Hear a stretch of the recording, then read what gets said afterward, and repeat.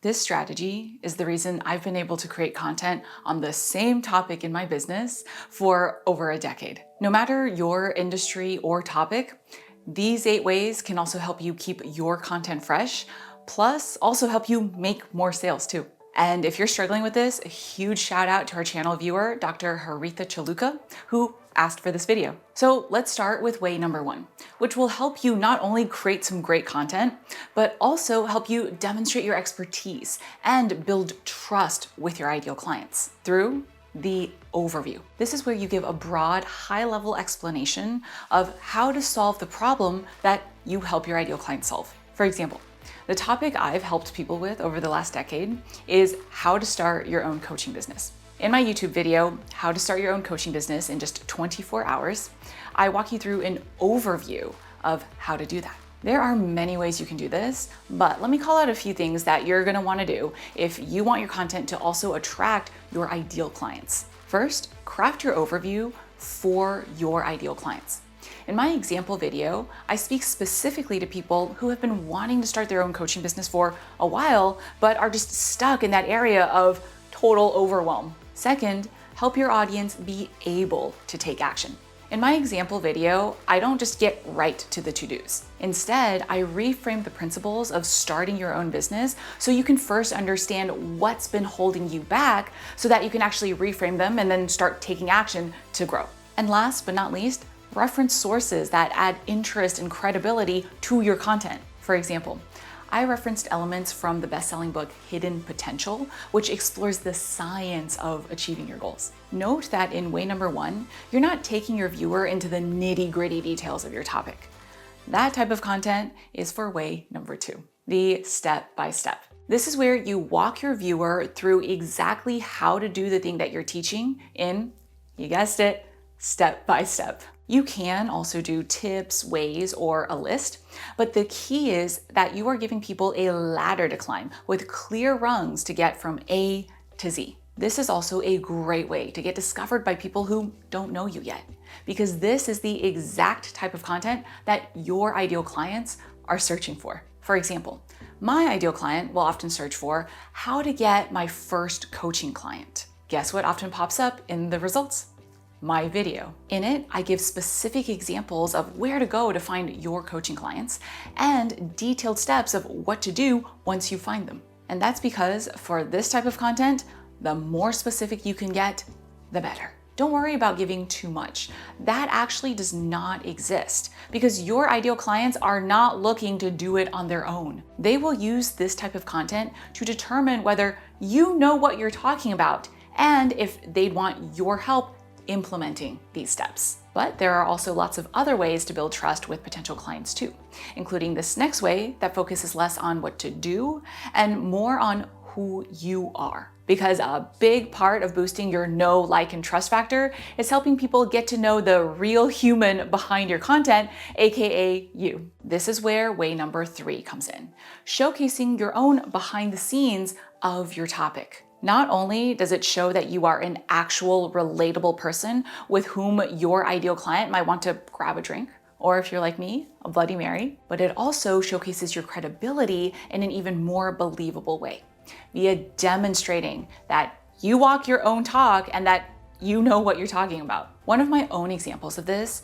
is a YouTube video where I took my viewers behind the scenes to show them what it looks like in my week running a 7-figure business. And by the way, you can still do this even if you no longer live out the thing that you help people with. For example, if you're a career coach, your behind the scenes could be a share of back when you were navigating your own career. Or it could be a breakdown of a day in your life now, showcasing how you currently coach your clients using your expertise. You can get so creative with how you do this, but make sure that in addition to teaching, you're also showcasing the values that you bring for your clients. For example, with my behind the scenes video, I demonstrated that you can build a business that doesn't require you to work all the time.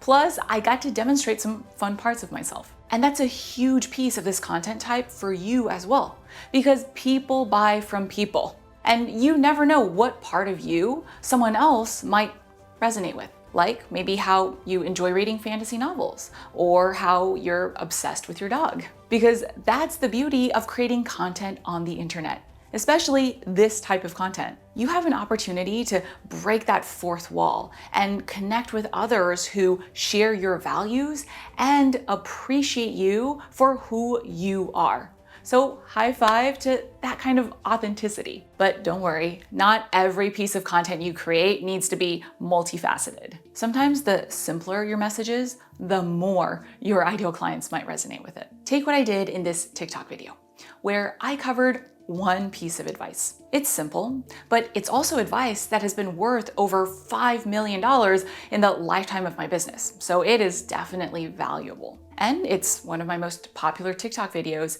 to date. That's the power of way number 4, where you share one big takeaway for your audience that can add a lot of value to them. Plus, if you want to squeeze even more juice out of this content type, you can expand on how you learned it and the benefits that it's had in your own life. And if you want, you can also add more details about how your audience can implement this takeaway for themselves. If you want to grow your audience, this content type can be a great way to do so, because big takeaways, fresh ideas, stop the scroll and grab people's interest. In fact, my big takeaway TikTok got such a great response that I then expanded the idea into a full-length YouTube video too. But speaking of popular response, even that video pales in comparison to one of the most popular pieces of content I have ever made. Let's break it down, because it could give you a lot of ideas for how to do the same thing with your topic and audience. It was this YouTube video where I talked about the skills that helped me make over $10 million.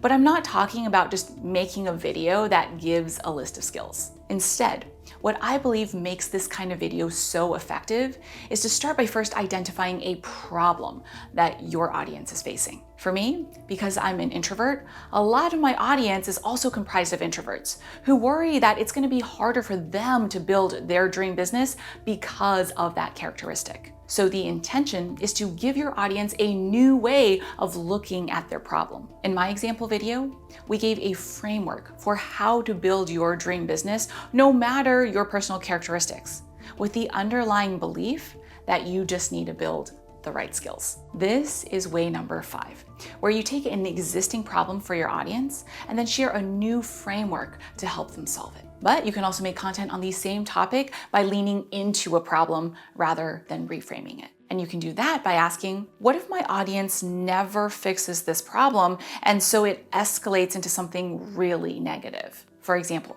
in one of my daily emails, I wrote about a common mistake that happens when growing a coaching business. But heads up, you also gotta be careful when creating mistakes type content, because it's easy for people to assume, oh, that won't apply to me. That's why a lot of mistakes content doesn't do as well as other types. However, when you start by clarifying the potential cost of making this mistake, that raises the stakes and so grabs your audience's attention. One of my favorite ways to do this, which is what I did in my email, is to pull in an actual example of this mistake, like the JCPenney example I cited, which ended up costing them over $163 million. Even though that's a bigger scale than most of my audience usually faces, it gets the point across. Because once you get your audience's attention with what's at stake and thus what not to do, then you can help them avoid it.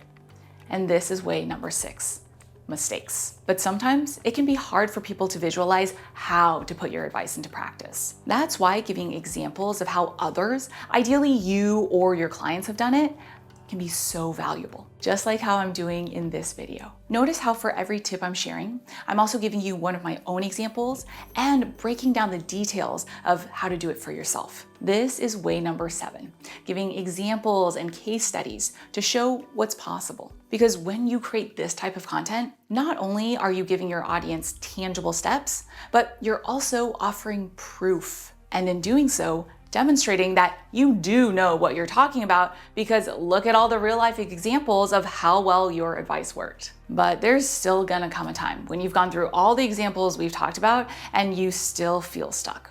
Like, Luisa, nothing is coming to mind. So I've got an exercise to help you with this, and it also happens to be way number 8. You have one topic that you need to make into endless content, right?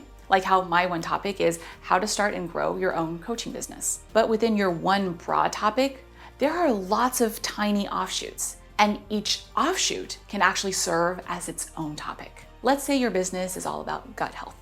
You could zero in on one piece like gluten. Plus, yay for even more content ideas. You can take all the ways that we've talked about for creating content and apply them to gluten specifically as well. Or if you're a dog trainer, you could zero in on crate training and do the same thing. This is the deep dive, where you pinpoint a subtopic related to your main topic and then explore it in depth with your audience. One way I've done this is by picking clients as an offshoot, because getting and working with clients is a big part of growing your own business. So I created a deep dive about the 4 types of clients that you'll work with as an entrepreneur and how to work with each to get the best results. Plus, this is also a chance for you to get a little bit more nerdy and have some fun with more specific topics that might not necessarily fit into your broader topic in general. You are the expert after all, so don't be afraid to show off your expertise. Your ideal clients want to see it. So the next time you feel stuck and uninspired during your content creation, I hope you remember, it is possible to stay fresh, no matter how long you've been doing this. And you've got so many different ways to share. A high-level overview of your topic, a nitty-gritty walkthrough of how to do something, a peek behind the curtain of what makes you human, a big takeaway, a new framework for solving a problem, top mistakes for how to avoid them, details and proof on how your advice has worked for others, and deep dives into an offshoot of your main topic. So now that you know what to create, all that's left is to actually create it, which is what we'll be covering in this very next video, where we are gonna walk through 7 tips to speed up your content creation so that you can get it done as fast as possible.